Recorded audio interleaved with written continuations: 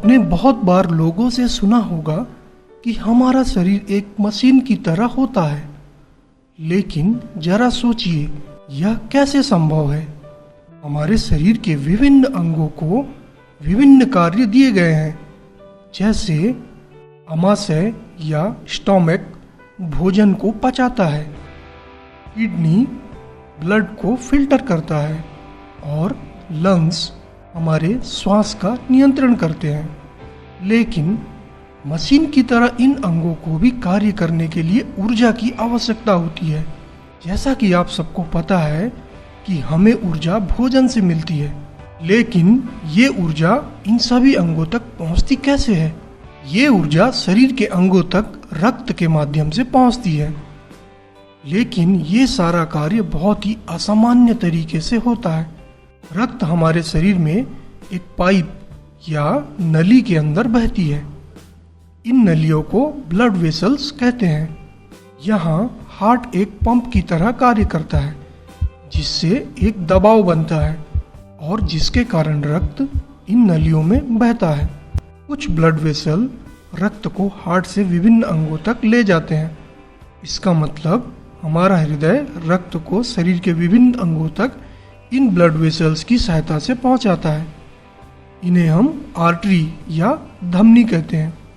अब यहाँ सवाल यह उठता है कि रक्त को ऊर्जा या भोजन कहाँ से मिलता है और ये दूसरों अंगों तक ऊर्जा को कैसे पहुँचाते हैं।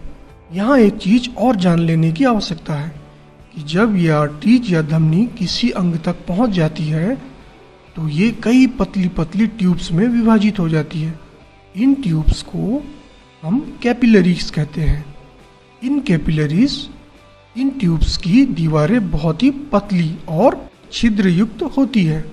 छोटे छोटे मॉलिक्यूल्स जैसे ऑक्सीजन, ग्लूकोज, अमीनो एसिड इत्यादि इन कैपिलरीज के छेदों से डिफ्यूजन प्रोसेस की वजह से अंगों के टिश्यू तक पहुंच जाते हैं और कार्बन डाइऑक्साइड वेस्ट मटेरियल्स शरीर के अंगों से इन कैपिलरीज में प्रवेश कर जाते हैं।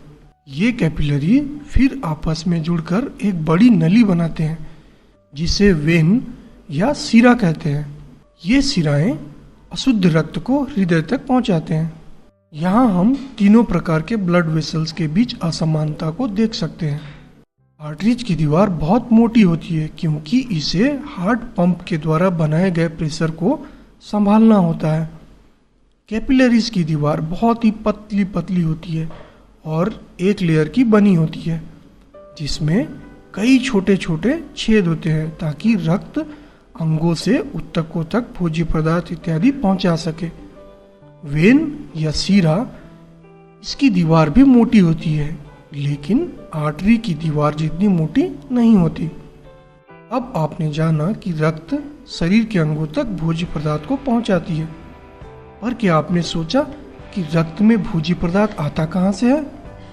आपको पता है कि हमारे इंटेस्टाइन में छोटी छोटी उंगलियों जैसी संरचनाएं होती है, जिसे हम विलाई कहते हैं। ये विलाई ही बचे हुए भोजन को ग्लूकोज, अमीनो एसिड के रूप में अवशोषित करती है और इन्हीं विलाई के अंदर कैपिलरीज होती है। अब जो भोजन सिंपल मॉलिक्यूल के रूप में होती है वो कैपिलरीज में प्रवेश करती है। आप जानते हैं कि ऑक्सीजन हमारे शरीर के लिए कितनी जरूरी है। अब हम जानेंगे कि रक्त में ऑक्सीजन कैसे प्रवेश करता है और जो बाद में रक्त के माध्यम से हर अंग को मिलता है। हमें पता है कि जब हम श्वास लेते हैं तो ऑक्सीजन हमारे लंग्स में जाती है। लंग्स में करीब 300 मिलियन एल्वियोलाई होते हैं, जो छोटे छोटे गड्ढों या एयर सैक्स जैसी होती है। जब भी हम सांस लेते हैं तो हवा ब्रोंकस एंड ब्रोंकियोलस से होते हुए इन एल्वियोलाई में जमा हो जाती है। एल्वियोलाई को एक वचन में एल्वियोलस बोलते हैं। इन एल्वियोलस के अंदर भी कैपिलरीज का जाल होता है, जो वहाँ से ऑक्सीजन को ग्रहण कर लेती है और विभिन्न अंगों से प्राप्त अशुद्ध वायु कार्बन डाइऑक्साइड को यहाँ छोड़ देती है, जहाँ से इन्हें श्वास के द्वारा बाहर कर दिया जाता है। यदि हम सोचें तो रक्त केवल एक लिक्विड है लेकिन हमारे शरीर की संरचना बहुत ही अद्भुत है। यह लिक्विड हमारे शरीर में सभी गैसों और ठोस भोज्य पदार्थ को पहुंचाने का माध्यम होता है। हार्ट या हृदय एक पंप की तरह कार्य करता है और प्रेशर उत्पन्न करता है, जिससे यह सारा परिसंचरण तंत्र या सर्कुलेशन सिस्टम सुचारू रूप से कार्य करे। हम शरीर के विभिन्न भागों में हार्ट बीट को महसूस कर सकते हैं। जैसे यदि हम अपने दाएं हाथ के मिडिल एंड इंडेक्स फिंगर को बाएं हाथ के कलाई के ऊपर रखें तो हम हार्ट बीट को महसूस कर सकते हैं। इसे पल्स कहते हैं। तो अब आप हार्ट के महत्व को जान गए होंगे। यदि हार्ट ने काम करना बंद कर दिया तो ये पूरा परिसंचरण तंत्र काम करना बंद कर देगा, जिससे शरीर के अंग ऑक्सीजन के अभाव में काम करना बंद कर देंगे।